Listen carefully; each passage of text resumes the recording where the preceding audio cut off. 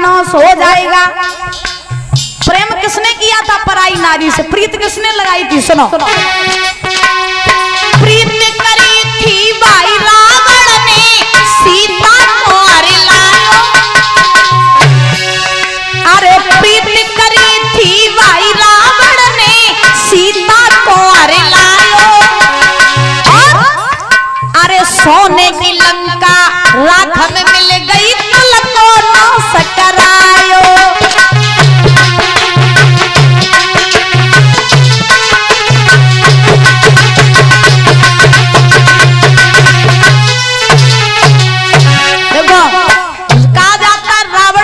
विद्वान, रावण के जितना ज्ञानी संसार में न कोई हुआ न तो कोई होगा, लेकिन पराई नारी के चक्कर में पड़ करके महाराज रावण ने भी अपनी सोने की लंका राख में मिलवाई ली थी और साथ ही साथ अपने कुल खानदान का नाश करवा लिया था।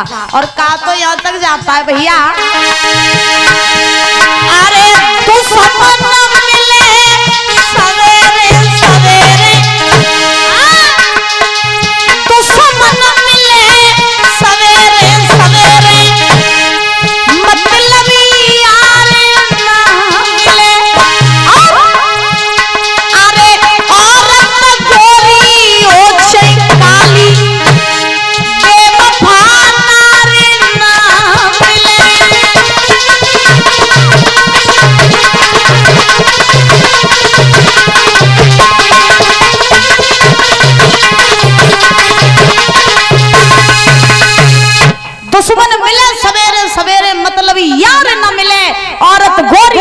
काली बेवफा न मिले।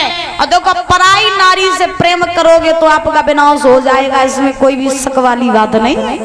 और जो जो पराई नारी की संगत करते हैं, बताओ काऊ को भलो भाव हो गए, बताओ पराई नारी से तभी तक तुमसे प्यार करिए, प्रेम करिए, कब तक? चलो तुम्हारी जेब खचा खच रुपया तो भरी रही है तब तक, और तुम्हारे पास पैसा खत्म है, धन दौलत खत्म, तो उनको कहा अगर तुम नहीं सही तो दूसरों सही, दूसरे के पास पैसा खत्म, दूसरों नहीं तीसरों सही, उनको तो कम है। तो कहने का अभिप्राय, जिंदगी में अगर हो सके तो अपने ऊपर इतना नियंत्रण करके चलो कि हमें पराई नारी की संगत से बचना चाहिए। धुंधकारी 5-5 वैश्यों की संगत करने लगा, चोरी डकैती करके लाने लगा।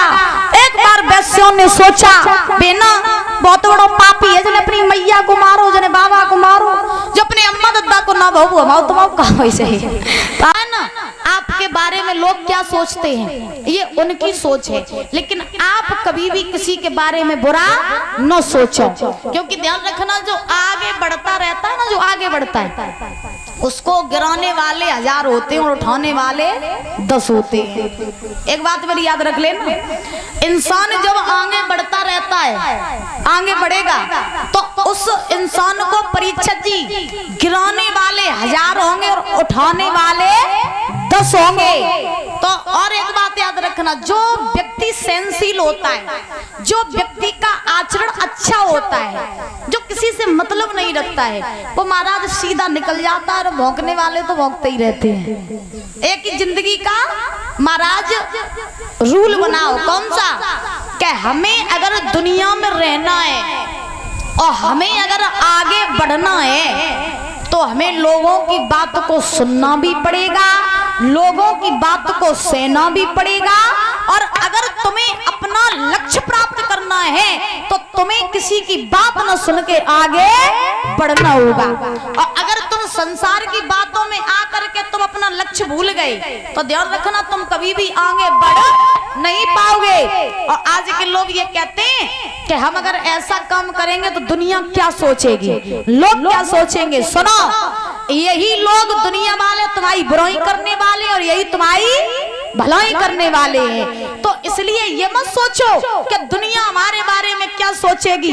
हमारी जिंदगी है, हमें अपने हिसाब से जीनी है। हम क्यों दुनिया वालों के लिए सोचे, क्यों सोचे? क्योंकि ध्यान रखना, दुनिया वाले तुम्हारे सुख में आगे और दुख में पीछे। और आगे बढ़ने के लिए कभी कभी गूंगा, अंधा और बहरा बनना पड़ता है।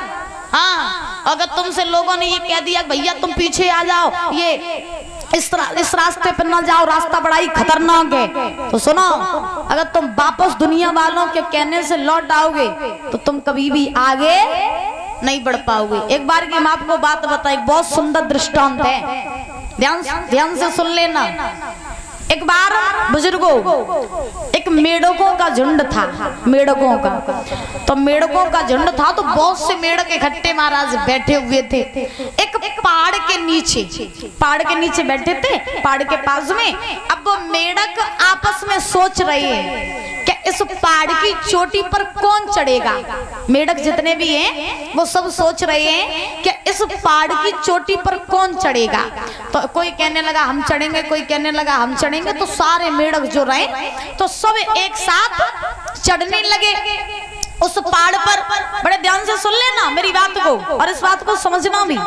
तो मेढक जितने भी रहे वो सब पहाड़ पर चढ़ने लगे। अब पहाड़ था ऊंचा तो बहुत से मेढक महाराज नीचे गिर पड़े। और जब नीचे गिर पड़े उसमें एक मेढक रहे, एक मेढक वो महाराज चढ़ता जा रहा। अब नीचे वाले मेढकों ने देखा कि ये तो ऊपर चढ़ता ही जा रहा है। अब नीचे वाले मेढक उस चढ़ने वाले मेढक से कहने लगे भैया नीचे उतरिया, अगर तू चढ़ते चलोगे और गिरो नीचे तो तेरी हड्डी को सुरमा बन जाए, तो नीचे उतरिया।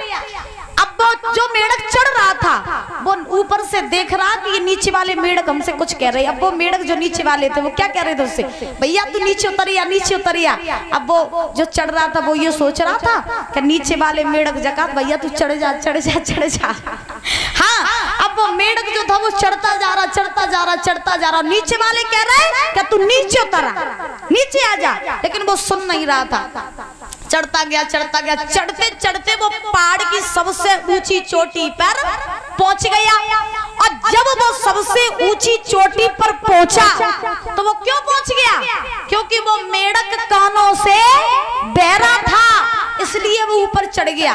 और अगर वो कानों से बहरा न होता और जो नीचे वाले कह रहे थे तू नीचे उतरिया तू गिर जाएगा, तो महाराज वो नीचे उतरिया तो ऊपर न चढ़ पातो। इसीलिए कहा जाता है मेरी माँ कि दुनिया अगर संसार में आगे बढ़ना है, ये बात मेरी सब लोग सुन लेना जितने लोग बैठे हैं, जिंदगी में आगे बढ़ना है, हाई लेवल तक पहुंचना है तो आपको किसी की बात को नहीं सुनना है, किसी बातों की ध्यान नहीं देना है। आपको अंधा भी बनना है, गूंगा भी बनना है और बहरा भी बनना है, तभी आप आगे बढ़ पाओगे। और दुनिया की बातें सुनते रहे हो तो दुनिया महाराज तुम्हें मुंह पे भलाई और पीठ पीछे बुराई करती है। बोलिए गोविंद भगवान की।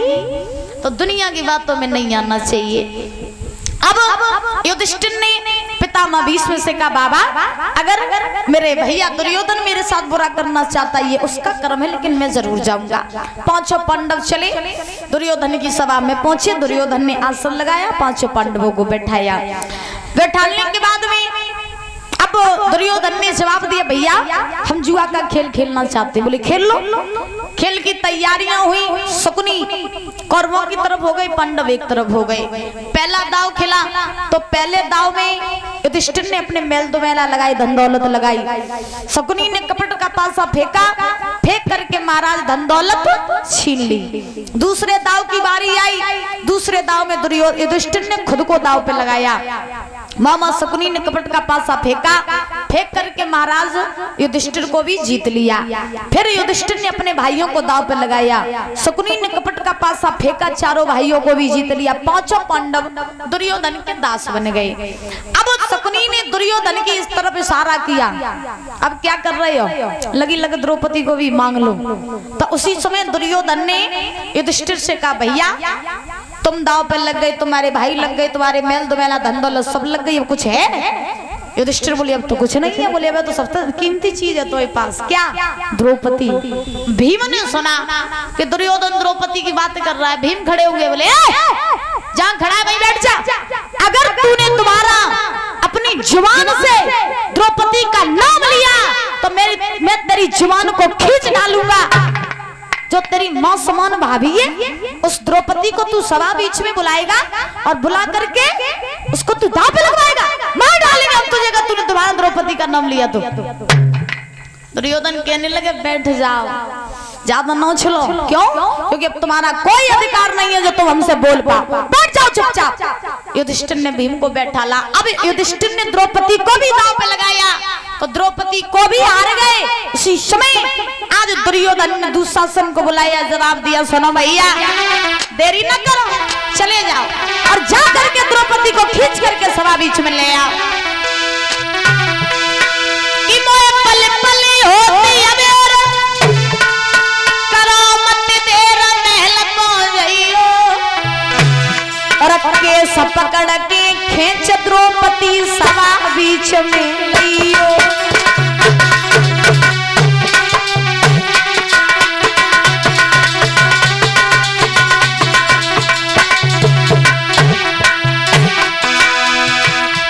भैया चले जाओ, जाकर के केस पकड़ करके द्रौपदी को खींच करके सभा बीच में ले आओ। क्यों? क्योंकि वो समय आ गया जब द्रौपदी से हम अपने अपमान का बदला लेंगे। कोई पल पल होती अबेर करो मत देर महल पहुंचइयो, महल पहुंचइयो बेटा और के सब पकड़ के खींच द्रौपदी सभा बीच में लियो। क्यों? मुस्कई अंध के अंध फंसे मो फंदन बिलम लगइयो और नंगी करके नार द्रौपदी जंगा पे बैठइयो।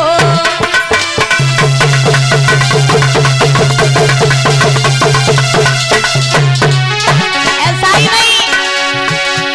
नहीं पलटी करी अवारी और आगे बढ़ो अन्यायी है भैया।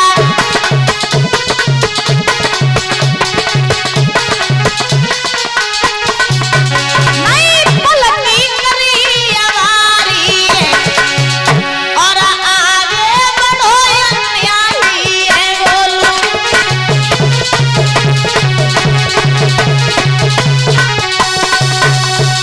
आज दुशासन चला चल करके द्रौपदी के पास में पहुंचा भाई, जहां द्रौपदी भानु